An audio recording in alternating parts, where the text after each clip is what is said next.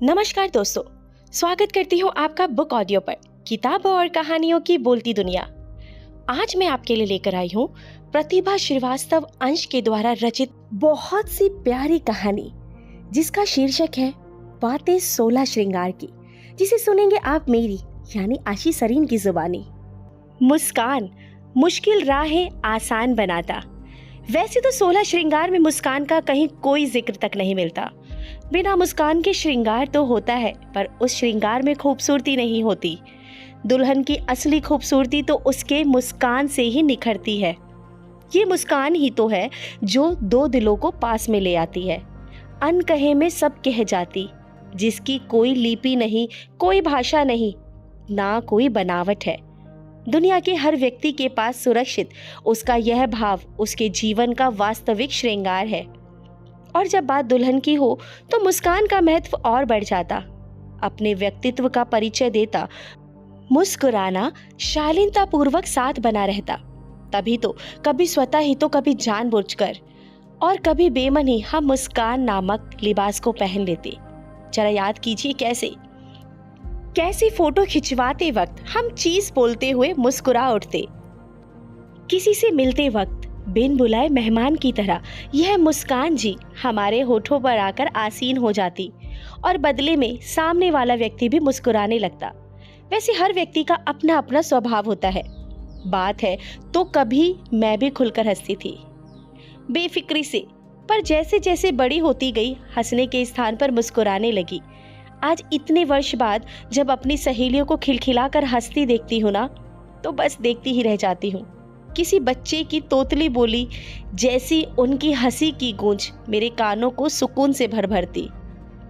हंसते हुए उनके चेहरे की रंगत ही कुछ और होती, जिसकी भरपाई किसी गहने व श्रृंगार से हो ही नहीं सकती।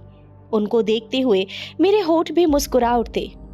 हाँ, तो मैं क्या कह रही थी कि मेरा हंसने से ब्रेकअप हो गया था और उसके बदले मेरे पास मेरी मुस्कान आई और उसकी असली कीमत ससुराल में समझ आई। नया घर, नया शहर, नए लोग जो मेरे अपने थे, वो हजारों मील पीछे छूटते गए। उस समय मेरे कदम कदम पर साथ देने वाली यह मुस्कान देवी ही मेरे साथ रही। विदाई से ठीक पहले अम्मा मुस्कान को मेरी झोली में डालते हुए बोली थी कि आज के बाद यह मुस्कान ही तेरी ढाल बनेगी। तो अब आंसू पोंछ और मुस्कुराते हुए मायके से विदा ले। अम्मा सच ही कहती थी। इस मुस्कान ने मेरी बहुत मदद की और आज भी कर रही है। कम बोलने की मेरी खराब आदत पर मुस्कान का एक ऐसा गहना सजा कि कब सबकी चहेती बन गई, मुझे भी पता नहीं चला। तो हुआ ना यह दुल्हन का सबसे कीमती गहना। आज भी उन दिनों को याद कर मुस्कुरा उठती। जब मेरी गलतियों पर ताना मिलता मैं धीरे से मुस्कुरा देती। पतिदेव के गुस्से में मुस्कुराते हुए लव यू कहना सारे गुस्से पर पानी फेर देता। सवाल चाहे जो भी हो, जवाब में मुस्कान होती। मेरे हर मर्ज की दवा सिर्फ व सिर्फ मुस्कान ही देती।